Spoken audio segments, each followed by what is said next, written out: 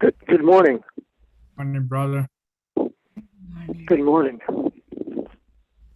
Dave, just one Lord, second.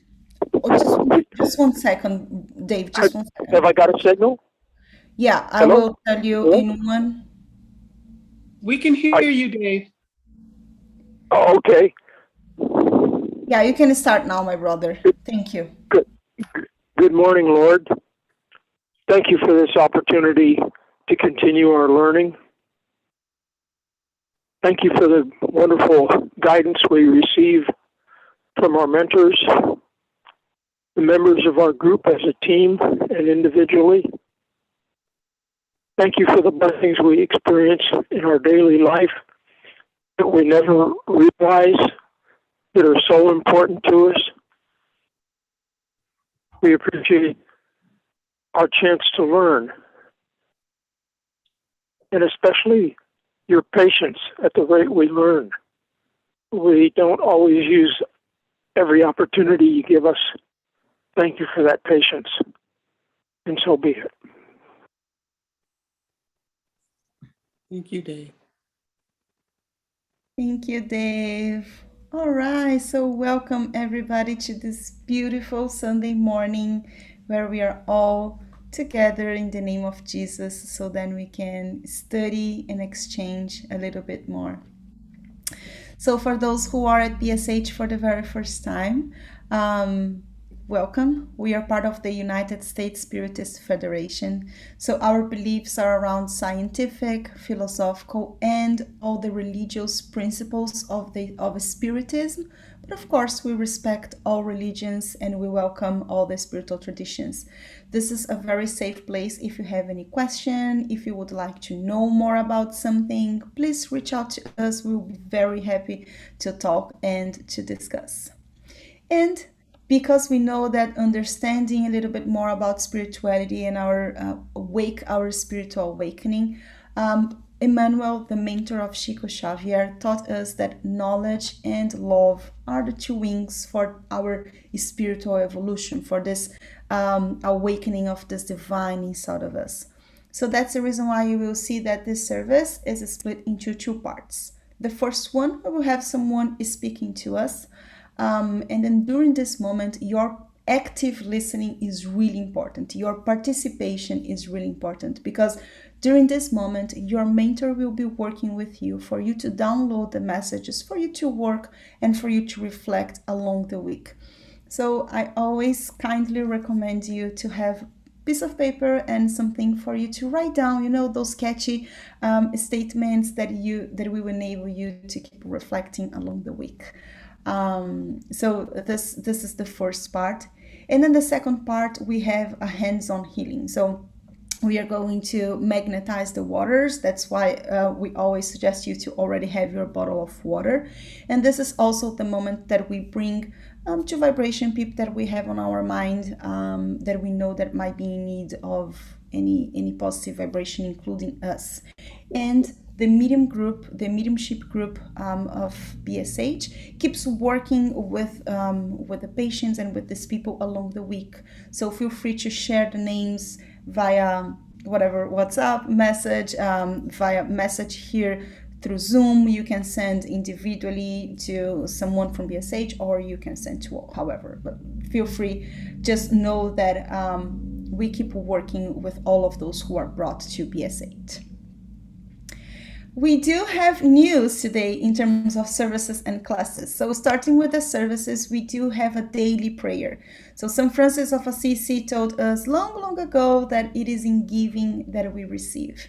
And we know that planet Earth is really in need of receiving a lot of our positive vibrations. So everybody is invited to join us for 15, 20 minutes every day, Monday to Saturday, 6 p.m. Pacific time, where we pray together. It's simple, it's quick, and it's extremely powerful. So everybody's welcome to join us.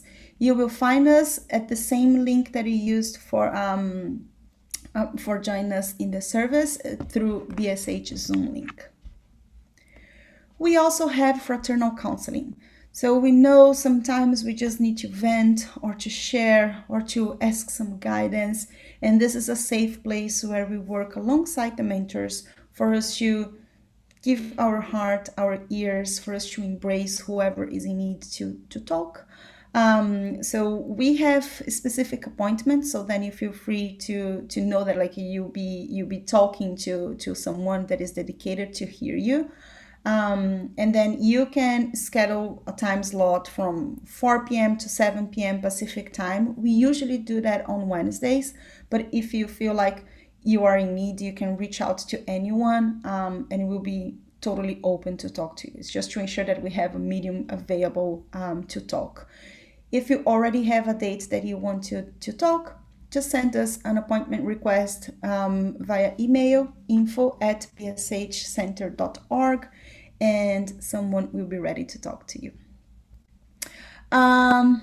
Classes. So we are still studying Light Ahead, the study book, which is a series of lessons from various spirits through Chico Xavier.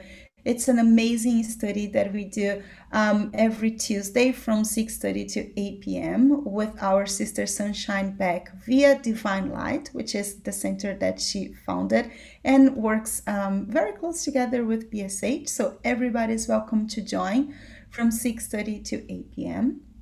And I will put the link on our chat box so you don't get lost with links. We also have a new studying group that is just came out of the oven. So next Friday, we will start a new book called Action and Reaction. And this is also a book from the series from Andre Luis. And this book is amazing. It explains how the existence of the human being is being deeply, deeply connected to the actions and actions from past lives, as well as the attitudes in the present life, how all of this influences the reality that we are going through right now and in the future. So it's an amazing book. This is also a class being offered from Divine Light in collaboration with PSH. So this is every Friday from 6:30 to 7:30, also Pacific time. And this one you will be able to reach out via Divine Light Zoom link. And this will also be broadcast on Divine Light Facebook and BSH YouTube. So you can find us anywhere. We will always encourage you to join via Zoom link because this is easier for you to participate. So this is going to be an open discussion just like this group here. So it's easier for you to chat. If it's via YouTube, you have to tap your comment. So there's a strong encouragement for you to join via Zoom link. We also have another study group that is also via Zoom link, and this one is on the Spirits book. So for those who don't know, Andre Luis, who codified all the Spiritism for us, he started making questions for all the spirits from the high. And then Allan Kardec. What did I say? Andre Luis. Oh, thank you. Andre Luis is on my mind. Yeah, Allan Kardec. Well, amazing spirits, right? Yeah. But Allan Kardec. They're good partners. Yeah, they're definitely great partners. Thank you, Charles. So Allan Kardec codified Spiritism for us. He collected more than 1,000 questions, and then we make a study on top of those questions. It's really interesting. Everybody should come, even if you are an advanced student, because we are always discussing and unveiling a little bit more. So this is a study every Thursday from 6:30 p.m. to 7:30 p.m. with our sister Duska. And it's available via BSH Zoom link. And then right after this study, we have a shorter one, which is the study of the book Happy Life. It's a small one. I will show you guys. I do have it here. It's just a small, tiny book, and it's amazing. It's from Joanna De Angelis through Divaldo Franco, and it's from 7:35 to 8:05 p.m. And it's a beautiful discussion on one of the topics. It's every page has a small study, and everybody's welcome to join us as well. Yet on the classes, we have Spiritism for the Youth, which is a very beautiful and special way of bringing Jesus' message to our children. So we are all invited to support the next generation in this path. And this course is every second and fourth Sunday of the month, right before this service from 8:30 a.m. to 9:30 a.m., also Pacific time, with our brother, I would say Brian, but Brian is not giving the class. The one who's giving is Robbie. So Robbie is teaching the classes. Everybody is welcome to join us. It's a beautiful service. And last but definitely not the least, we also have the Spirit's teaching of the Gospel according to Spiritism. So if you study the Gospel, you will see that after the passages, we always have the Spirit's teaching and the interpretation from that passage through the lens of the Spiritism. So every Sunday, we do an analysis and understanding and discussion on that specific part of the Gospel. So this is every Sunday at 6 p.m. also with Divine Light through the leadership of our sister Sunshine Beck. And it's also broadcasted through all the social media. And when I say social media, please understand Facebook and YouTube for now. Ooh, that's a lot. You see, we have a lot of opportunities for us to be together. Please do never feel that you are alone. We are here with you and for you. That's the reason why we are finding opportunities for us to stay together. So please stay in tune and let us know if there's anything we can do to support you. I will put on our chat box all the links and everything. But if you have any question, again, please reach out, or you can always go to bshcenter.org and you will see all the information in there. All right, so for me to stop talking and the real person to talk now, I will invite Mark to come. And for those who do not know Mark, he began his Spiritist journey in 2018, becoming a member of BSH. Spiritually, he was raised Catholic, but left the church at 16. As an adult, he tried to live a Christian life. Mark knows he's exactly where he's supposed to be, constantly learning, praying, and contributing in any way he can to the current of an improved humanity. Mark is a native Californian and father of 2 young men. After college, Mark worked in technology during most of his 50-year working career and is now trying to figure out retirement. Mark is a lifetime supporter of the arts and youth with music as a common thread and volunteers regularly. He is an amazing member of BSH, and today he will be talking about Blessed Are the Meek. So please, everybody, help me to welcome our dear brother Mark. Yay! Thank you, Kiki. Of course. Before I begin, I want to say just a few introductory words. Beginning with, this is the second time I've delivered this presentation. I've changed it from the original done some 18 months ago, because that was one of the first times I was offered the opportunity to teach a chapter in the gospel. And so fortunately, way back in 18 months ago, I made a series of notes from comments that were made during the discussion points of my presentation, questions that were asked, and certainly since 18 months ago, I've made a whole series of notes from all of you, contributing to my basis of knowledge as I now deliver this information. Just so you know that this is not just pure text, this is a composite of all the spirits that are present in this meeting. And I thank you all for your contributions.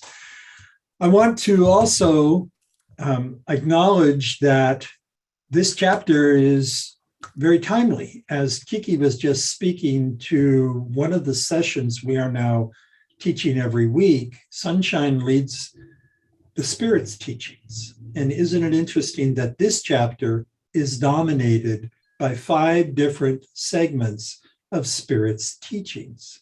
So I'm going to do my best Sunshine Beck interpretation today as I attempt to interpret what the spirits were trying to say. But first, let's remember this was published in 1864, and we're going to hear and read what Allan Kardec said about the meek. So again, some introductory comments. When you hear the word meek, what do you think of? What visual picture comes to mind? What words, descriptive words, come to mind when you think about the word meek? So for me, 18 months ago, and again this week as I prepared for today, I started with this very topic. What does meek really mean? And the picture that is here in the corner is a very good representation of what people might visually think of as meek. Innocence.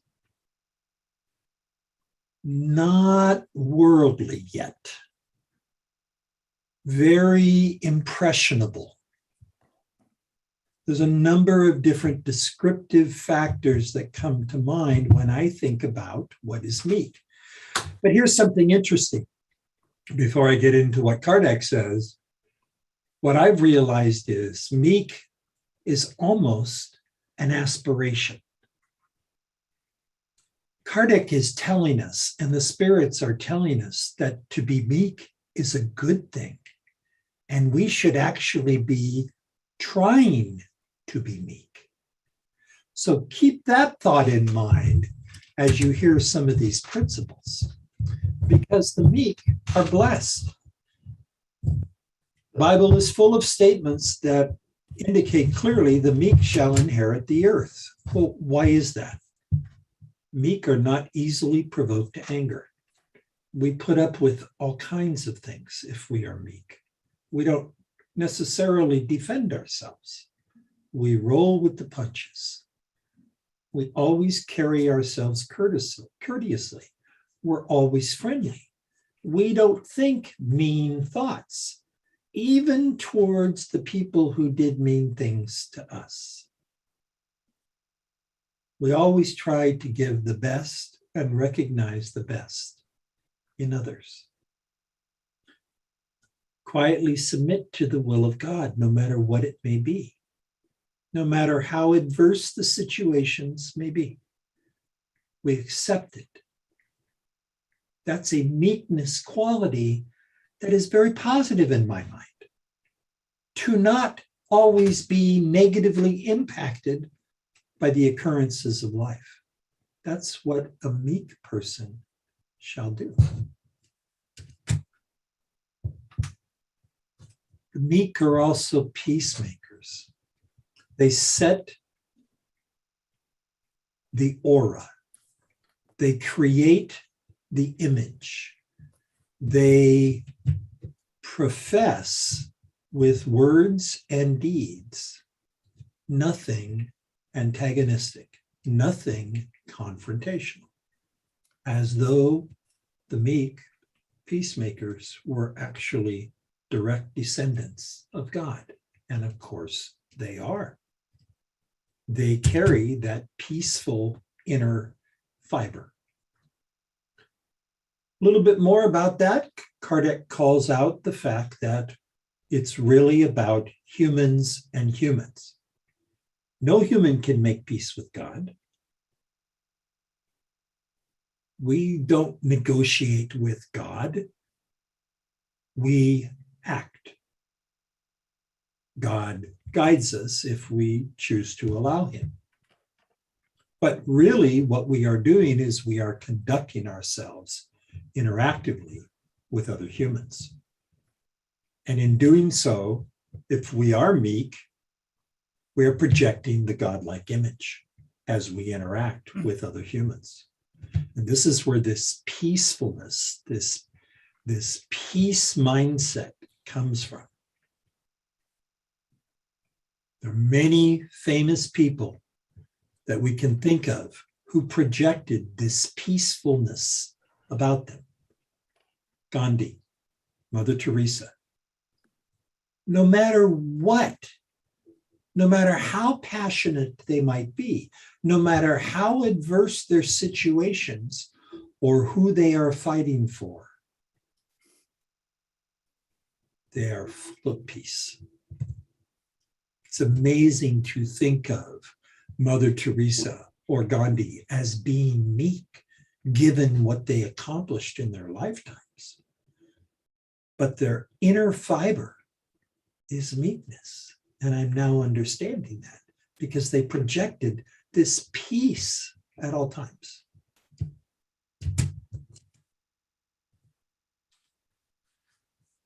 Kardec uses the chapter title Insults and Violence because at the time, that's how best to communicate with the population that was reading the text.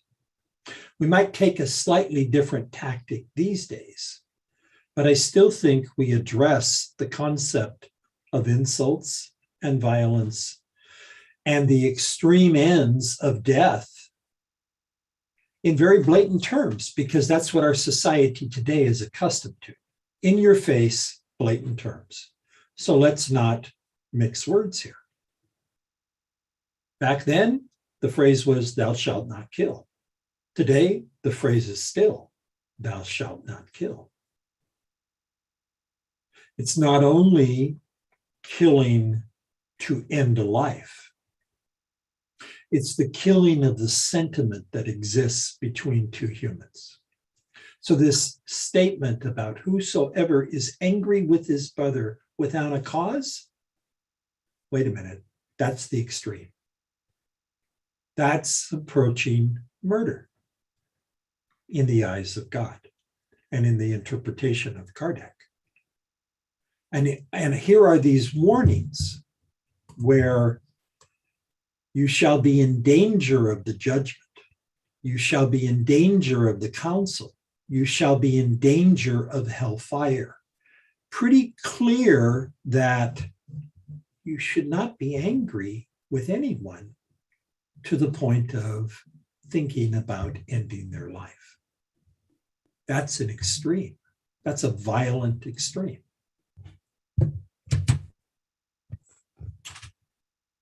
There's also the use of the communication languages that humans are given and humans develop. So our words are extremely powerful, in many cases more powerful than any other weapon. So here is this statement of the use of the word fool. And by judging someone to be a fool, you are equating them with someone who denies the existence of God or denies their role in life. Well, while that might be accurate in terms of describing the word fool, that sends a very strong message to avoid using the word fool in direct reference to another human being. That word raka in the text from Matthew in the Bible is another phrase, empty-headed. Somebody who doesn't use the brain or doesn't have a brain. Again, pretty blatant, pretty accusatory, very judgmental. These laws are old, but they're not antiquated and they don't grow obsolete. Not only is killing forbidden, but this whole concept of using words in the same way you would use a weapon to harm someone is the equivalent of attempting to kill them.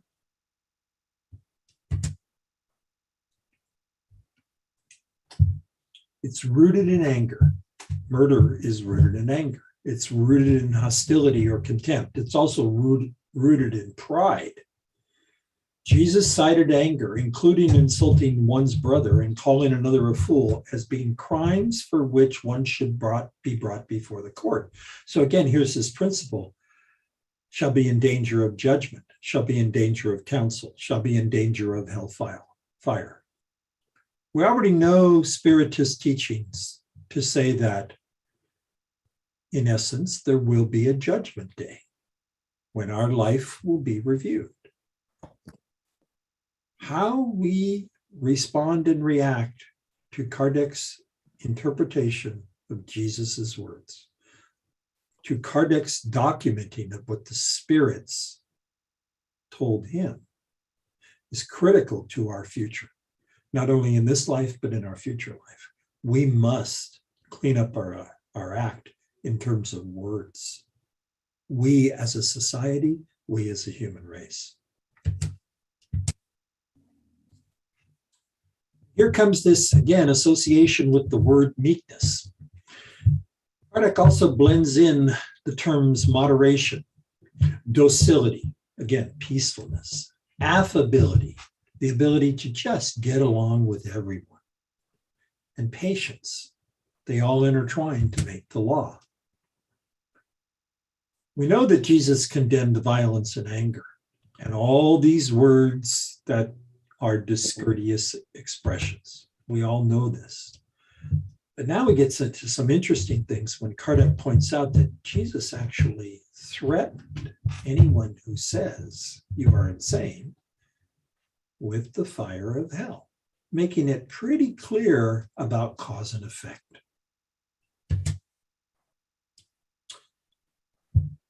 Kardec also, through the spirits, points out that it is your intentions, your thoughts, that lead to your words and actions.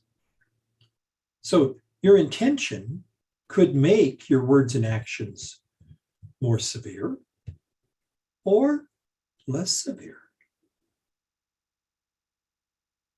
If you think about the use of the English language, it's easy to construct a sentence that is said in a monotone fashion without any emotion, but the words are really powerful, impacting words. It's just as easy to construct a sentence that has no powerful, no threatening words, no extreme words, but how you say it is full of anger. And so it's not only the words we choose, it's our voice intonations. So what is our intention as we communicate with each other? Because every offensive word expresses a sentiment depending on how you say it. And oftentimes that's contrary to the law of love and charity. So either in the words we choose or how we choose to express whatever words they are, what are we really communicating?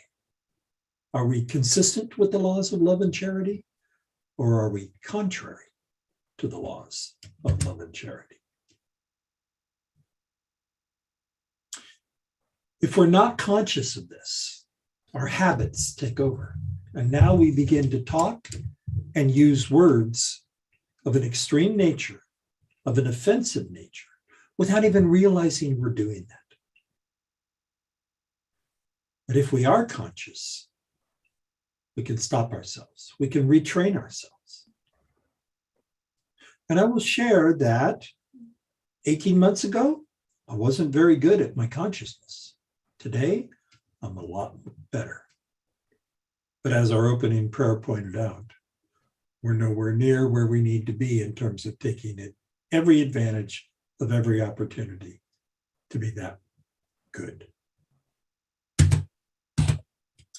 So in conclusion, Kardec would say, Jesus is only recommending that we do not give more importance to worldly goods than to the others. In other words, let's put humans first.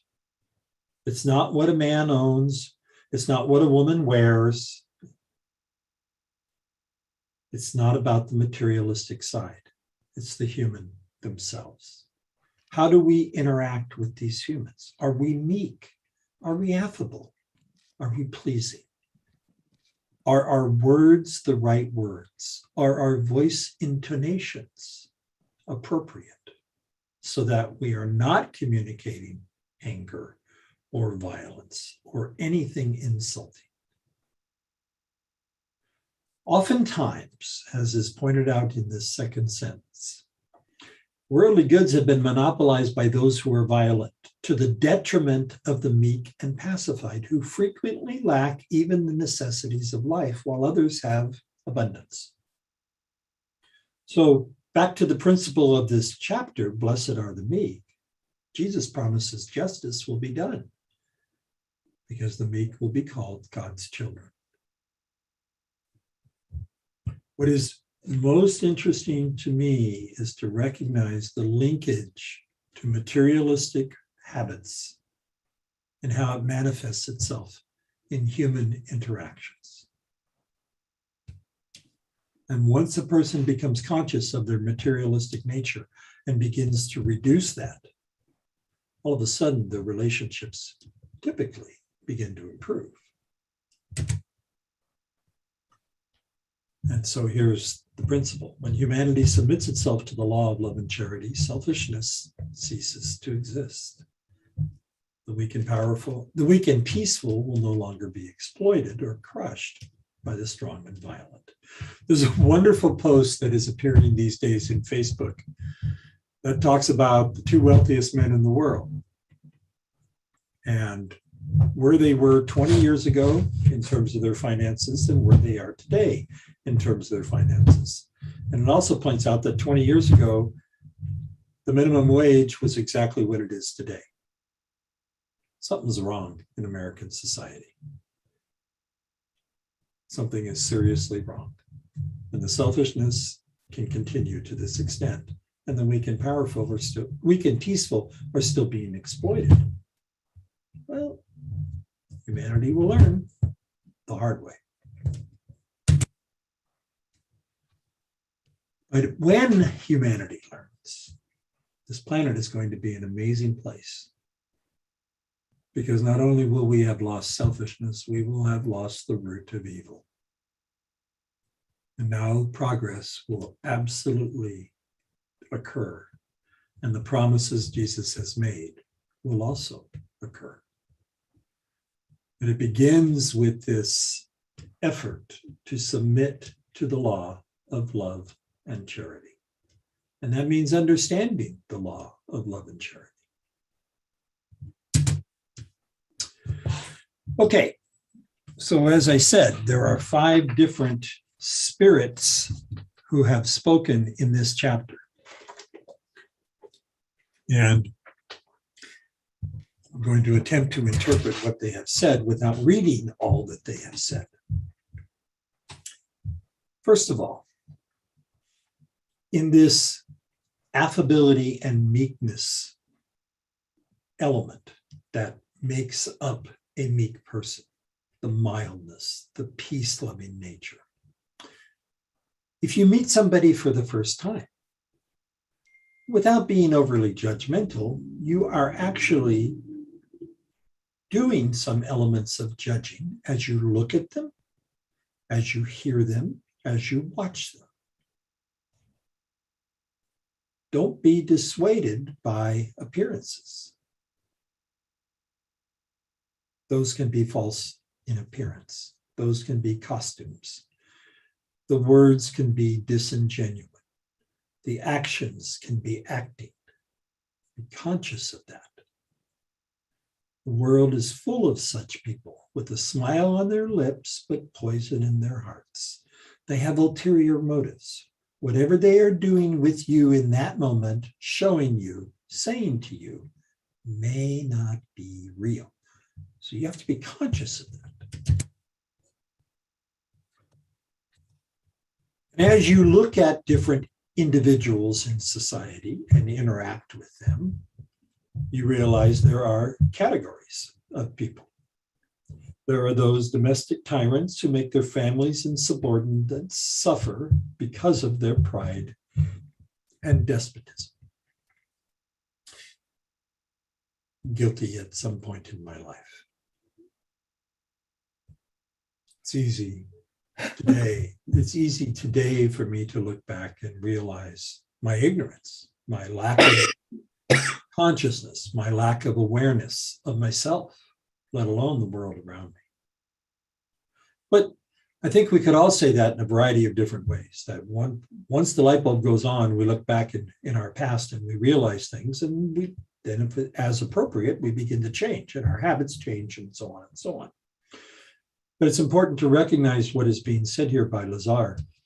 Not daring to use their authority on strangers who would call them on their crap, these individuals want to be at least feared by those who cannot resist them, like their children, like their spouses, like their subordinates at work. They're able to say, I give the orders here and you must obey me. They would never think to themselves that those people are also thinking, and you are detested. So it's not only about what you say or how you appear. It's where your heart is. For everything else is hypocrisy. Those whose affability and mildness are not mere pretense and are never belied. For they are always the same, whether in society or privacy.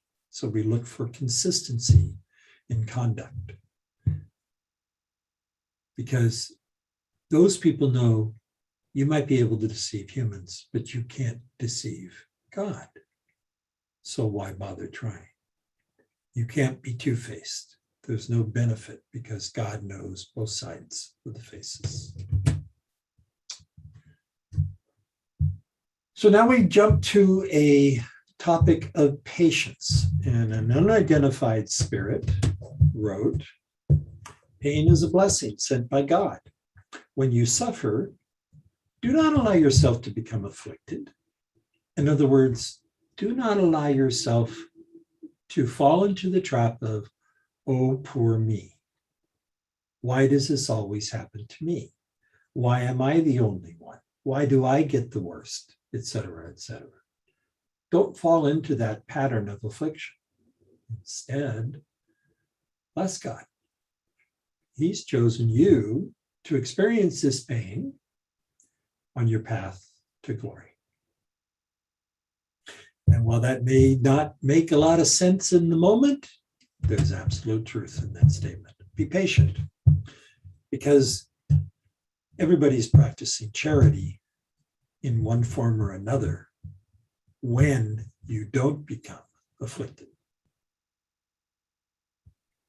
You practice the law of charity by being God's envoy.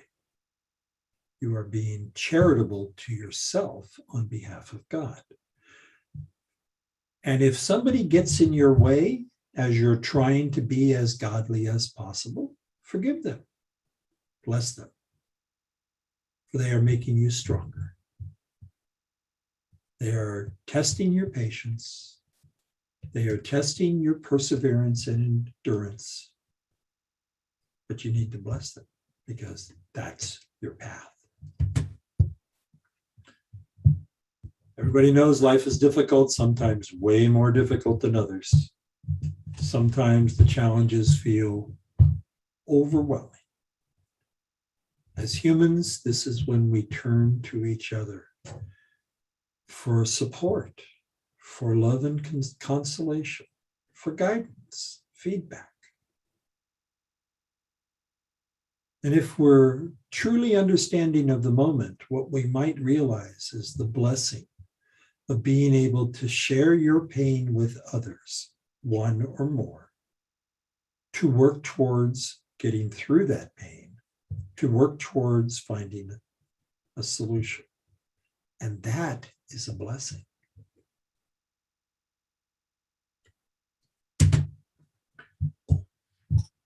On the topic of obedience and resignation, there's an emphasis on courage that begins to get communicated here. In other words, being meek is not easy. Obeying and resigning yourself is not easy. And so the courage comes from looking closely at Christ and realizing what Christ went through in his last days as a human. full of obedience and resignation. He suffered far more than any of us ever will. And what we know in Spiritism is we carry with us our past lives. And there is atonement to be made for unsettled issues from our past, as well as the current life. And our focus not only is to rectify and atone for those past wrongs, but also make us stronger for the future. And again, the encouragement is for patience.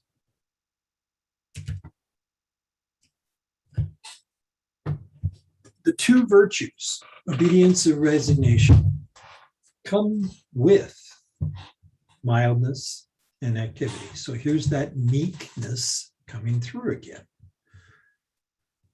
However, we humans often will confuse this mildness, this obedience, this resignation with self-denial. We try to rationalize with ourselves that, oh, I'm not really being obedient and resigning. I'm just denying myself. Could be denying myself of a joy, could be denying myself of a sin, something really wrong, but that I get enjoyment out of. Where is my intention?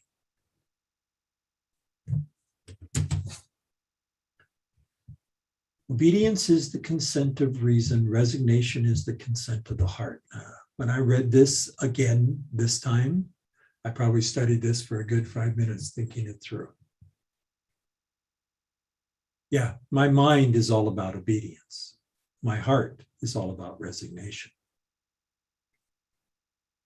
If I'm facing a losing battle, and I think of past simple things in life, like a sporting event, a baseball game, a basketball game, whatever. You get down to the last few minutes of the game and you're behind by a lot of points and there's no way you're going to win. Your heart is resigned to losing.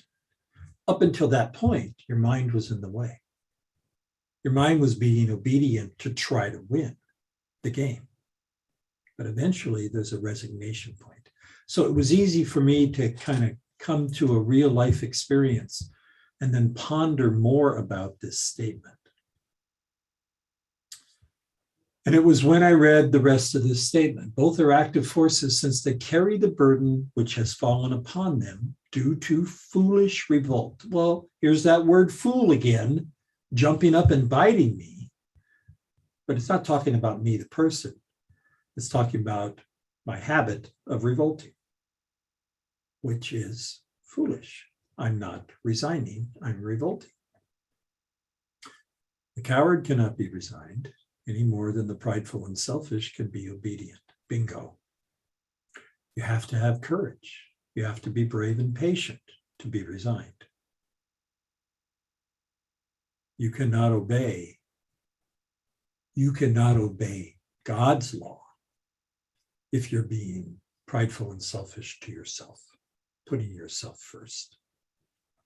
Pretty simple to understand when you think it through. So Jesus, in his life on earth, displayed these virtues: no materialism, surrounding himself in all kinds of difficult situations, interacting with the extremes of humanity, from the lowliest with medical conditions and poverty, etc., to those who are gods in their own mind, soldiers of Caesar, and sadistic by nature. He was surrounded by all of that. Somewhere in all of that, he understood obedience and resignation. So, yeah, he suffered far more than any of us ever will. None of us would ever allow ourselves to be placed into these types of environments if we had a choice not to be.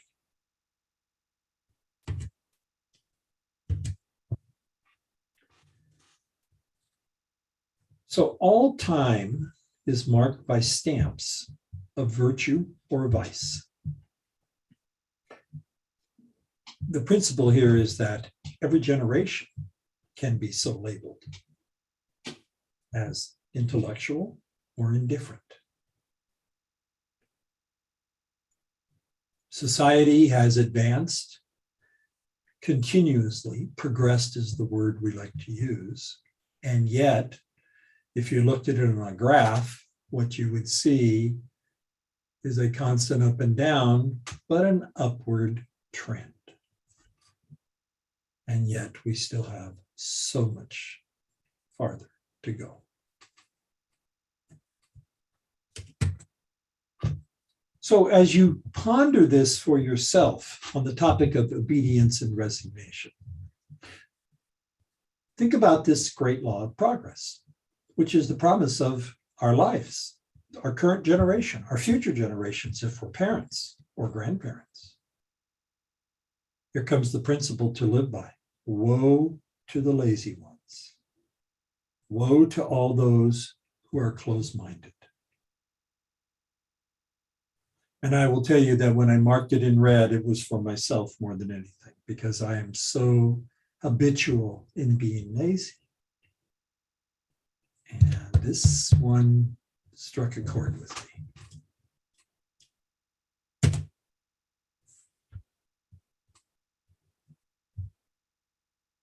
If I allow my pride and ego to get in the way, I'm resisting. I'm not moving in the direction I need to move. It has to be overcome sooner or later. My pride and ego needs to step aside. It needs to be diminished. And as many of you have heard me say before, when you get to a certain age, what you realize is you've been habitual in your pride and ego for so many years, decades of your life. You can't just flip a switch and turn it off. It's going to take time. It's going to take patience. It's going to take courage. It's going to take commitment. And you can't be lazy. And I might have found a little tool to help me progress better. And the tool is the idea of becoming meek. Blessed be all those who are mild, for they will be yielding to all these teachings instead of being resistant. Wow. Like a child in the first 7 years of their lives who absorb everything with no filtering. It's the same concept. I got to get my pride and ego out of the way because those are filters creating resistance. Another unidentified spirit spoke to the topic of anger. And I would just say that this was, again, a wonderful revisit of this topic because I have a better understanding of the different shades, grades, degrees of anger. And I have a better understanding that it all stems from pride. Pride induces you to judge yourself to be more than you really are. And anything in life that comes along that challenges your opinion of yourself typically results in anger. You think it's a discredit to you. Your image is tarnished, or potentially can be. You're at risk. Prideful people consider themselves to be better than.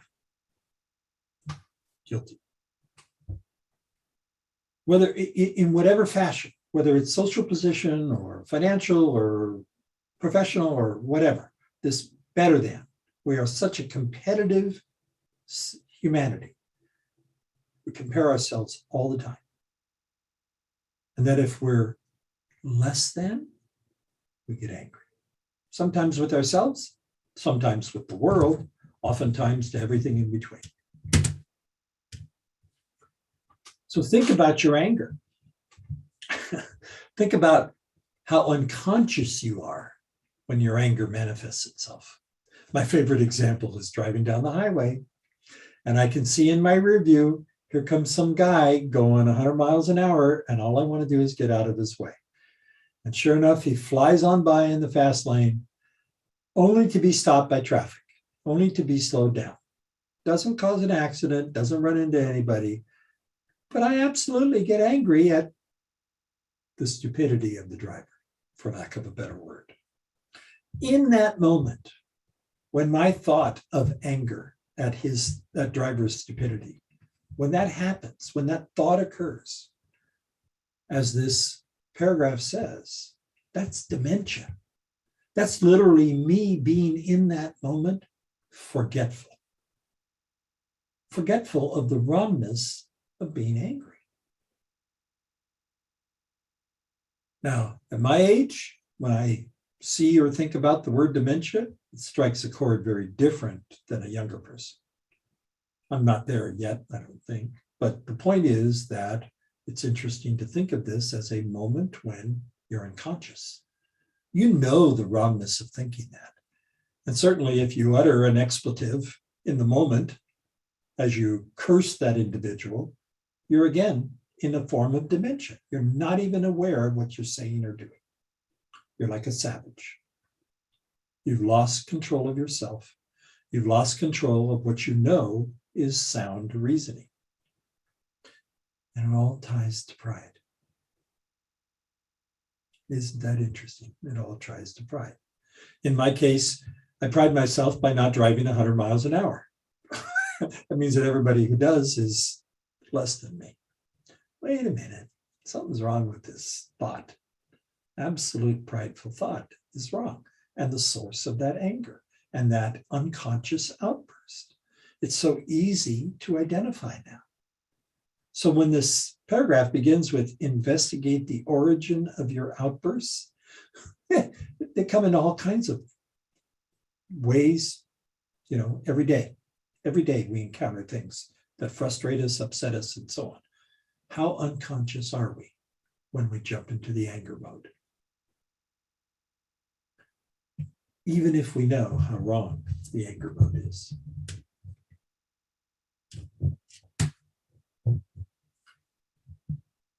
And if you live a life that is frenzied, meaning constant, you've got 4 kids, you're at home on a weekend with all 4 kids at once, your life is frenzied.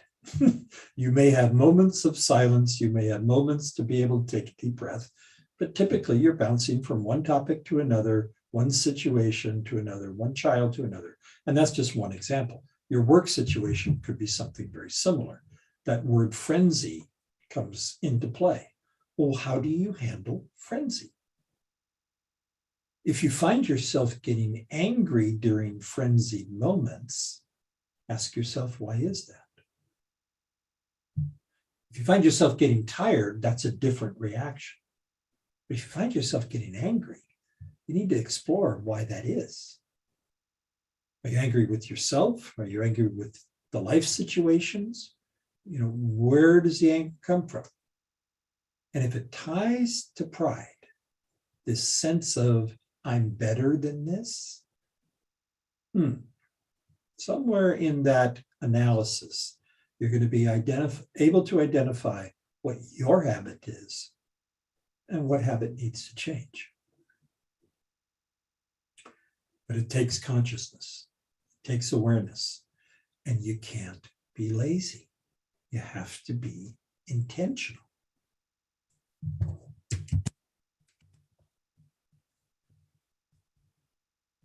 There's nothing beneficial about anger.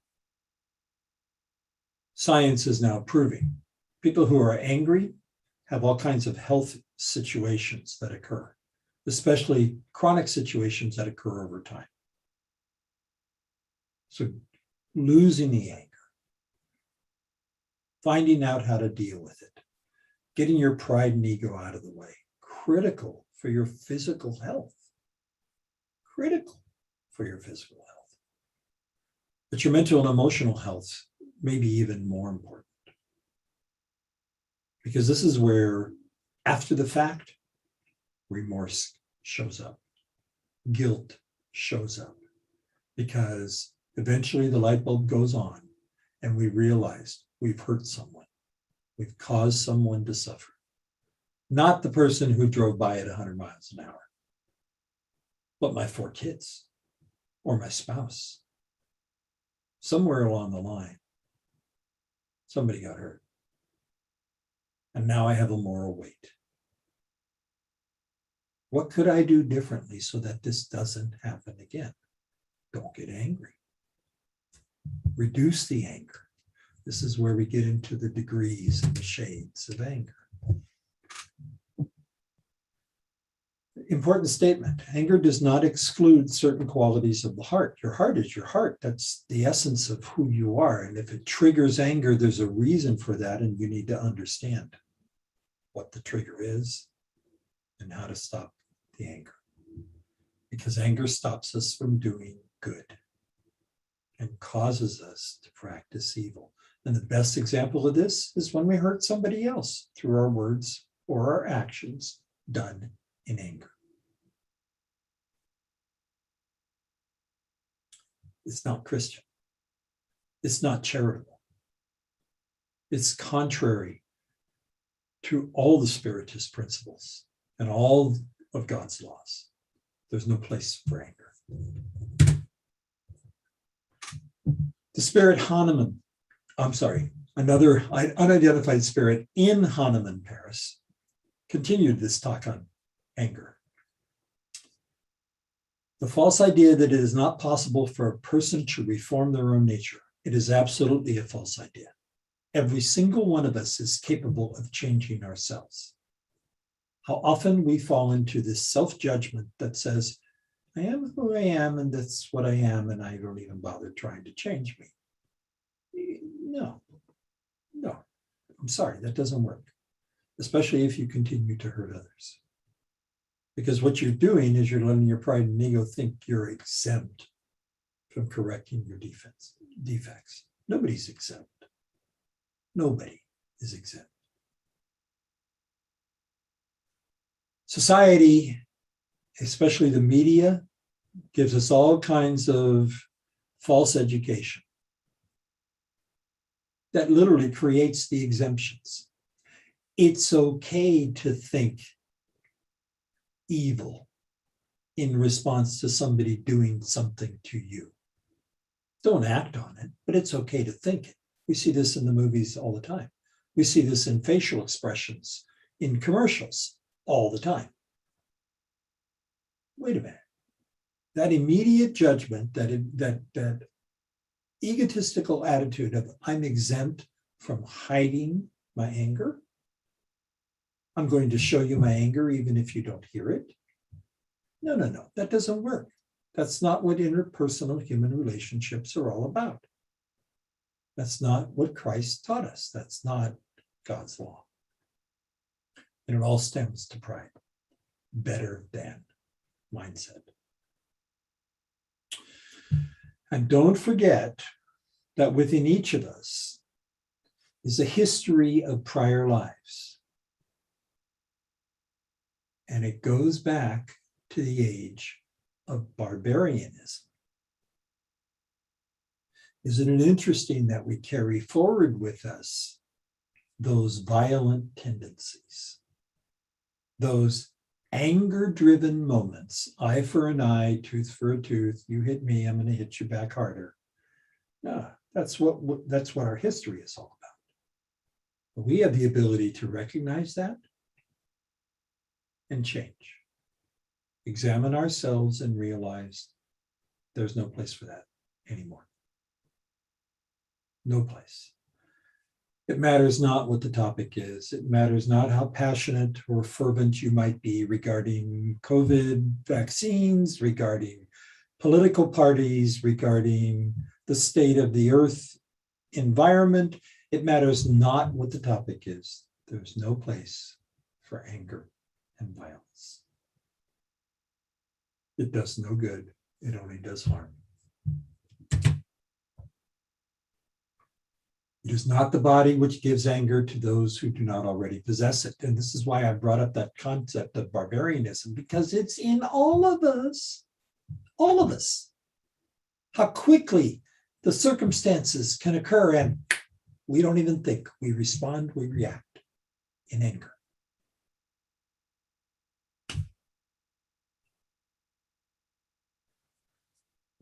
Not everybody responds in anger in the same degree. Not everybody responds in anger to the same extreme. Certainly there are those that do. But even if you assess yourself and conclude that I'm not that bad, yes, my button can get pushed. Yes, I can get angry. Yes, this one individual in particular can anger me more easily than others, et cetera, et cetera. Whatever is really going on in your life, you really need to recognize that there's an anger factor there. And that's habitual. And that if it's a habit, you get to change it if you choose to. And that's where courage and patience comes in.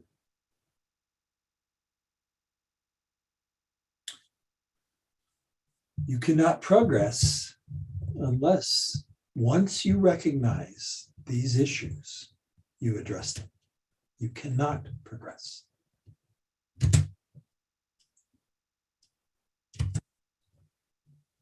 believe that is the end of my presentation.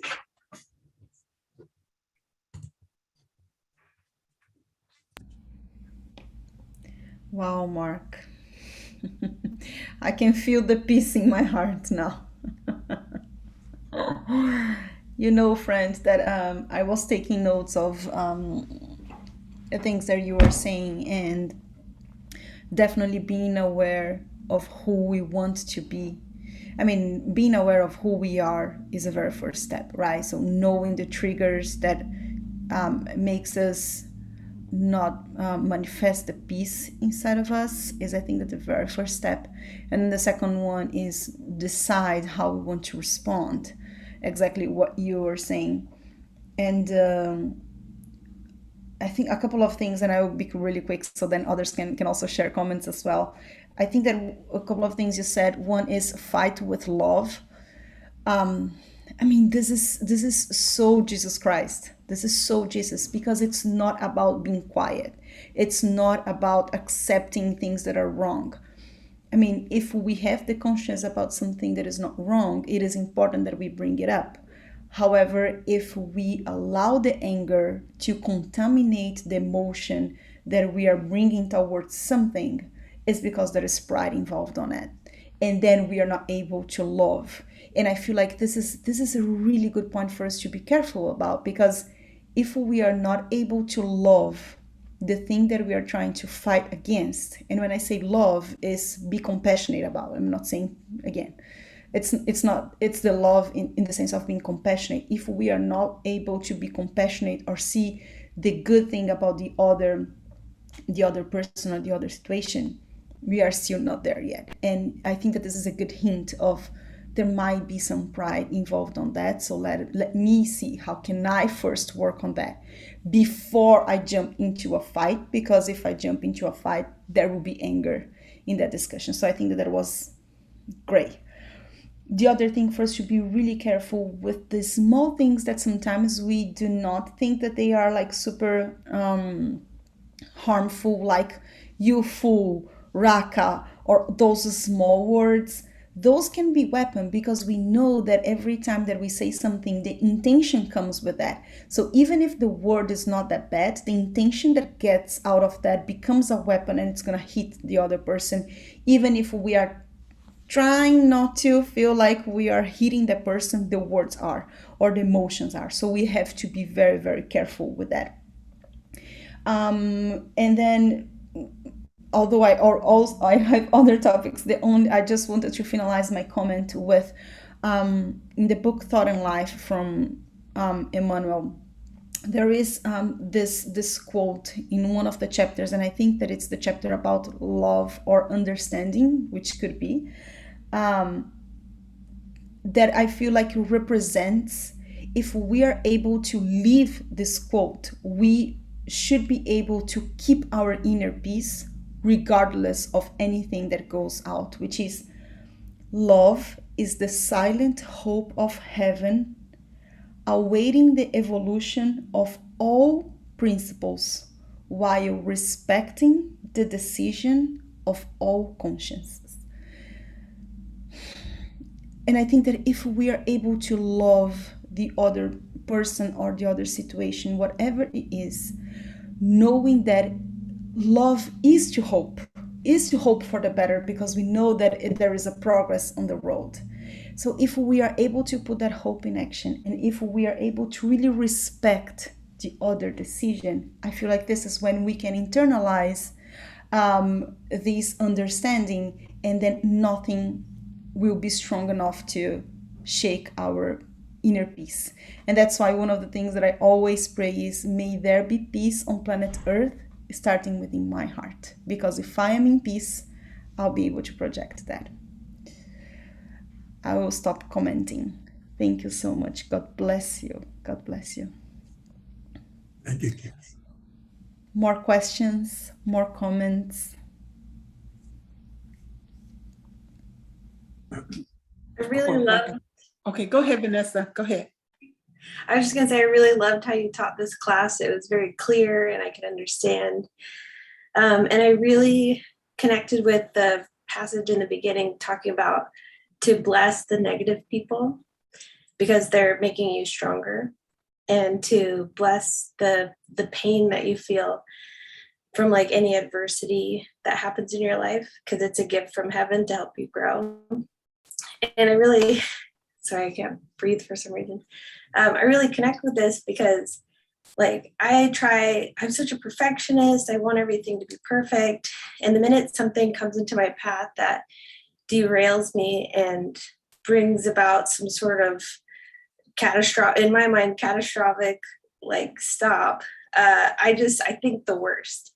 And so I have to like come back and remember, okay, let's just bless this experience, even if it is negative, because in the end, it will make me stronger and give me the right tools to be wiser and to go about this in a better way for the next time. So yeah, I really enjoyed that part. Thank you, Vanessa. You know, anger, boy, I tell you, I'm a mom. So I have to admit, I have been not just angry, pissed that I fell off. Agrees. And so, and I wanted to start from that point because my kids have really taken me there. I mean, to where I know I'm black as I am, I was purple, with anger. And so I had to, from reading the gospel, and I remember recognizing this anger. And I remember that you have to, in order for them to hear you, you have to calm down. They don't hear all that. They're like, is she gonna kill me? Is she, their mind is somewhere else. They're not hearing all that ranting and raving. And I noticed that the calmer you are, it is easier for people to hear you. It is. And I was a manager also.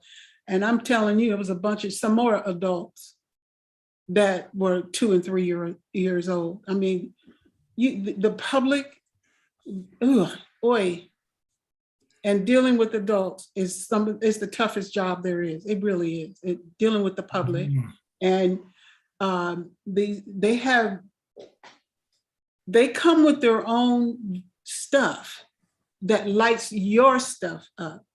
And you still have to balance your anger and their ignorance, and then their resistance to wanting to change, even though you're giving them what they need.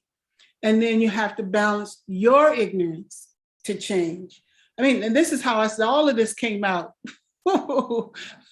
during this talk. But I've been working with it for the longest, and I'm very happy with my progress. I really, really am. And it's not over. I mean, I have all these nieces over here who still light my candles, but I still work on it. And I appreciate them being there because they help, they're a tool. They helping me look at me. It's not so much because they got their own growth to do, you know, but I have to keep mine in check if I want to keep purifying. But anyway, I enjoyed the talk. And you're right. The fight with love is the key. And so they can't hear you if you're fighting, you're matching. So when you bring it down and you try to educate them, that works. They can hear you a lot easier, you know, even though you still screaming and hollering in your head, when it comes out gentle, humble, they're able to hear it. Anyway, that's my story. I'm sticking to it. Regina, if I Yes. may, I'm right there with you about anger. My goodness, I know that I'm an angry person. And I'm concerned about those that have on the surface this peaceful appearance. However, inside, the anger is still there. So much atrocity can be made by those that have the appearance of being polite and nice and balanced and all that, but the anger is still there. And I would offer to Mark, to everybody, is that anger is a natural feeling. It's an emotion, and we cannot really get rid of it. We need to process it, understand it, and convert it into a loving way of manifesting it. Because anger is an energy that is so powerful that once it's focused, it can create a lot of stuff. Anger is connected to the power of creation. So is that fire that pushes and creates progress. So we cannot just disregard it. We need just to look at it, understand it, process it, and whenever it emerges as an outburst, okay, we need to step back. All right, here I am again. I need to redo this because that's part of the process of learning. So I would say that anger is a very important emotion. We cannot disregard it. We need to educate and understand it and process it. Like when Jesus said that if they show you, they injure you, you show the other face. That's what they're calling us to do, is to understand that I need to work this anger and find a better way of connecting.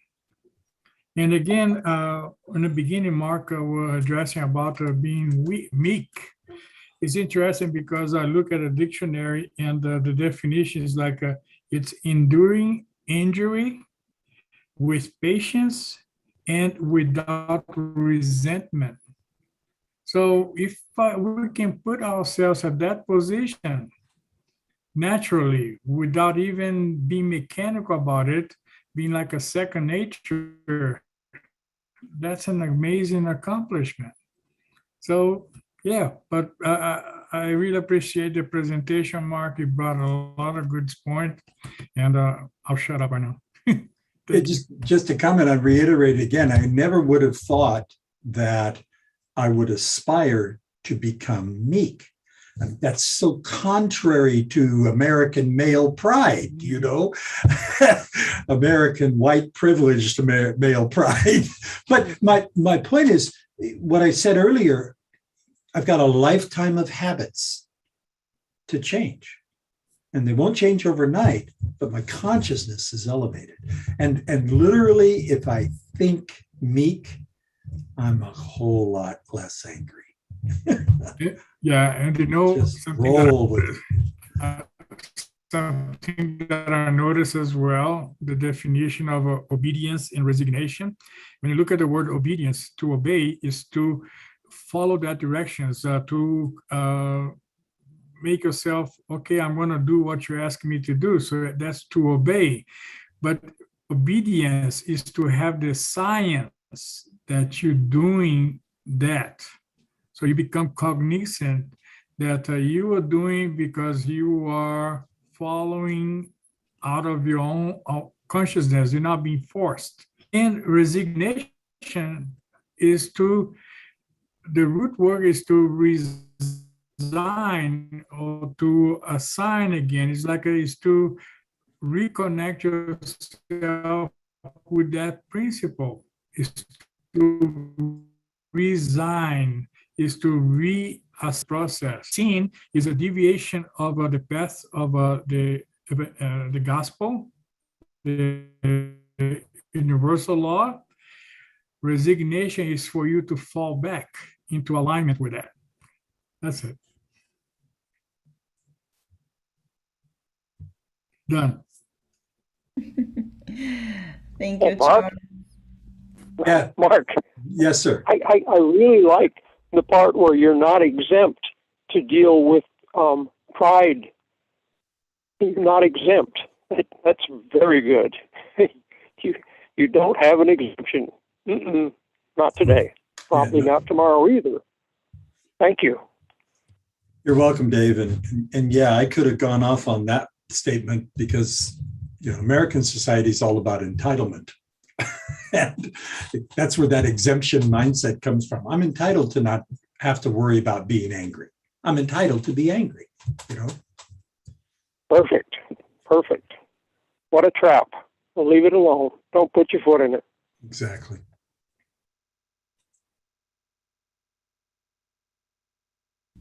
Just so I'm on mute.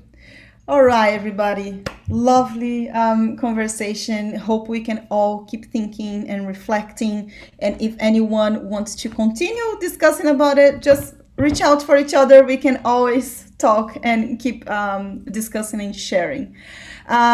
We do have our a second part. So let's take 2 minutes break because I think that we went a little bit further. So let's take 2 minutes break and then we will resume for the second part. Don't forget your bottle of water. Don't forget to write down or to send us the names of those who you wish to bring for vibration. See you in 2.